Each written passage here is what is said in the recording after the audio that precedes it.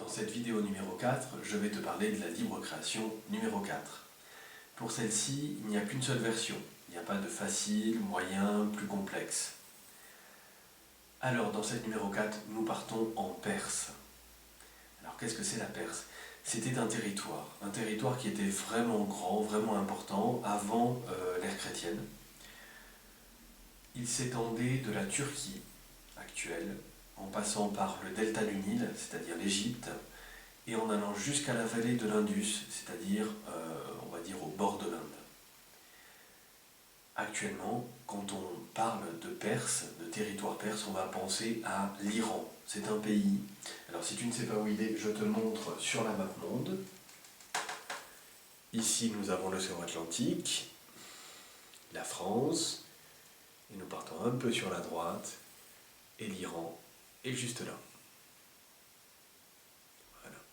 C'est pas très loin de chez nous, en fait, par rapport à la vidéo numéro 3 où on était parti en Inde, qui est plus éloignée. Là, on part moins loin. Et d'ailleurs, dans notre musique occidentale, notamment en France, notre musique classique notamment, on a des influences totalement de la musique perse. Alors, j'en reviens à l'Iran. C'est un pays où la musique traditionnelle perse est toujours jouée, avec des instruments d'ailleurs très anciens. Personnellement, j'aime beaucoup la musique perse. Pour moi, il y a une grande finesse. Et c'est une musique, pour moi, qui me fait voyager dans le temps et dans l'espace. Et c'est pour ça que je suis très content de t'en proposer, dans ce cahier de vacances, volume 1. Alors, j'en viens à ce qui est écrit sur la partition. En premier, alors je te laisse lire bien sûr que faire, comment faire, ça, je ne m'en mêle pas, c'est toi qui le lis de ton côté. Ce que j'aimerais te parler, c'est justement de te donner des pistes un petit peu de jeu, d'improvisation par rapport à cette musique, et de se mettre un peu dans l'ambiance aussi. Donc en premier, il y a la gamme de Ré, qu'on pourrait appeler mode de Ré aussi, mais j'ai appelé ça gamme de Ré.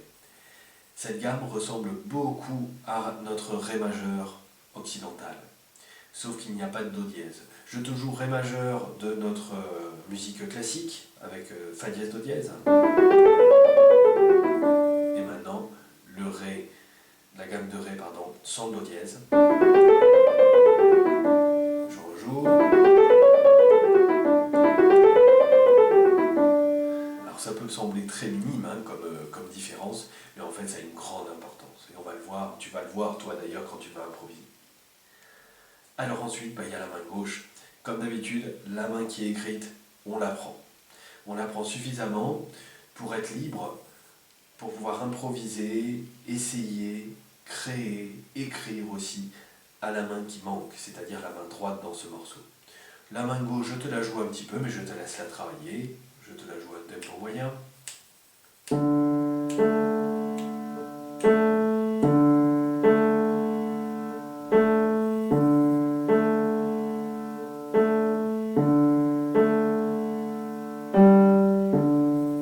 Etc. On reste longtemps sur Ré là au début. Souvent dans les musiques traditionnelles anciennes, on installait l'ambiance au départ en restant sur les mêmes notes, je dis ça de manière très raccourcie, en restant sur les mêmes notes au départ, et c'est ensuite seulement qu'on changeait. Donc voilà, ne t'étonne pas qu'on reste sur Ré là pas mal de temps, c'est exprès. C'était pour présenter le morceau, pour mettre les gens dans l'ambiance, ceux qui écoutaient, de les mettre bien dans l'ambiance du morceau. Alors la gamme qui est proposée, la gamme de Ré, j'ai écrit les choses par rapport à elle en page 15. Dans les musiques anciennes, traditionnelles, très souvent la musique était jouée dans la rue et elle influait sur les sentiments des gens, sur comment ils se sentaient. Et c'était fait plutôt exprès. Et cette gamme, elle propose le calme, la détente et la joie. Ce n'est pas moi qui l'invente, c'est quelque chose que j'ai recueilli, auquel je m'intéresse depuis longtemps et que je recueille. Et là, cette gamme-là, tu verras, j'ai écrit des choses, je te laisse lire en page 15, mais elle provoque le calme, elle peut provoquer en tout cas le calme, la détente et la joie.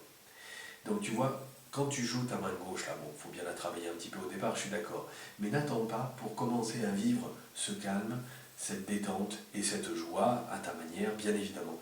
Je vais directement à la deuxième ligne pour changer un petit peu.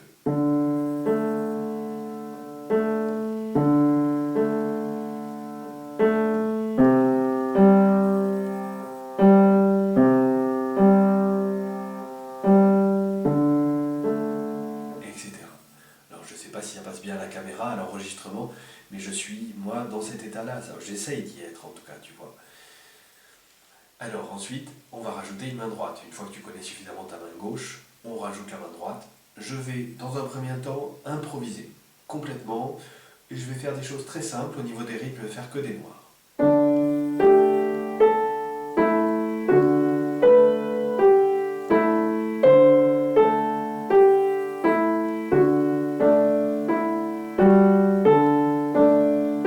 Etc., etc. Je peux m'occuper que des 2 premières lignes déjà, ce sera bien suffisant. Là, j'ai complètement improvisé, juste pour entendre ce que ça peut donner en fait cette musique-là, avec cette gamme et cette main gauche. Alors maintenant, je vais essayer d'avoir une main droite un peu plus formée, c'est-à-dire de créer soit une formule de notes qui va revenir, soit une formule rythmique qui va revenir, et je vais changer les notes d'ailleurs. Je vais essayer quelque chose et je vais voir si ça me plaît ou pas.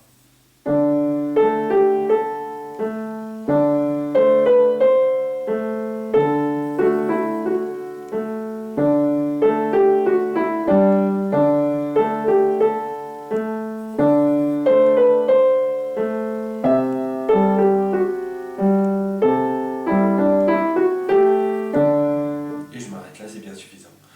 Bon, mais ce que je viens de trouver, moi, ça me plaît bien. Et dans ce cas-là, je le rejoue pour ne pas l'oublier, pour retester, pour réentendre ce que ça donne. Et si ça me plaît vraiment, si je me dis ah ça marche, je l'écris. Je n'attends surtout pas. Pourquoi? Tu dois commencer à le savoir, parce que sinon on oublie très vite. Exactement. Voilà, donc là tu vois qu'est-ce que j'ai fait comme manière de jouer, manière d'improviser. J'ai fait toujours quasiment la même formule rythmique. Qu'est-ce que j'ai fait? J'ai fait noir, 2 croches blanches, sauf à 1 ou 2 mesures où j'ai fait, je crois, plus de croches qu'autre chose. Voilà, ça c'est quelque chose d'important quand tu improvises, enfin quand tu cherches ta musique. C'est qu'à certains moments, il faut se fixer certaines contraintes. Il faut faire attention de ne pas trop s'en fixer. Ce qui se passe, c'est que quand tout est possible, comme c'est le cas là, à la main droite, tout est possible, en respectant les notes que je t'ai indiquées dans la gamme, voilà. Mais sinon, tu peux partir à droite, à gauche, tu peux faire les rythmes que tu veux, etc., etc. Il y a une infinité de possibilités, à la limite. Eh bien, c'est que des fois, on est un peu... on ne sait pas quoi faire. Tellement il y a de choses possibles, on ne sait absolument pas sur quoi partir. Et on se complique la vie, pour le coup, on se dit, mais je ne vais jamais y arriver. Alors, si ça t'arrive, ça, et c'est valable pour toutes les autres libres créations d'ailleurs, eh bien, n'hésite pas à te fixer 1 ou 2 contraintes. C'est ce que j'ai fait juste avant quand j'ai joué. Qu'est-ce que j'ai fait? Je me suis fixé une contrainte de rythme. Et les notes, c'était à volonté. Je faisais ce que je voulais. Maintenant, je pourrais tout à fait faire l'inverse. C'est-à-dire partir sur, allez, 4-5 notes. Moi, je vais choisir Ré, Mi, Sol, La. Et je fais les rythmes que je veux. C'est parti.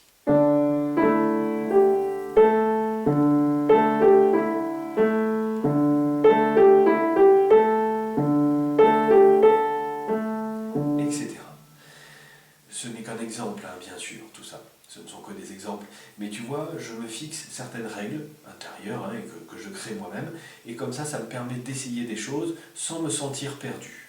Donc n'hésite pas à faire ça, à te fixer des contraintes si tu le ressens. Et les tiennes seront les bonnes. Alors bien sûr, il y a une deuxième page, hein. Il y a la page 14 et il y a la page 15 avec une main gauche qui évolue, qui change. Eh bien écoute, je regarde si j'ai quelque chose d'autre à te dire là-dessus. Je crois que j'en ai bientôt fini. Dans les idées, oui, quelque chose de très important, à l'idée numéro 2 en page 15, c'est d'aller écouter de la musique ancienne persane.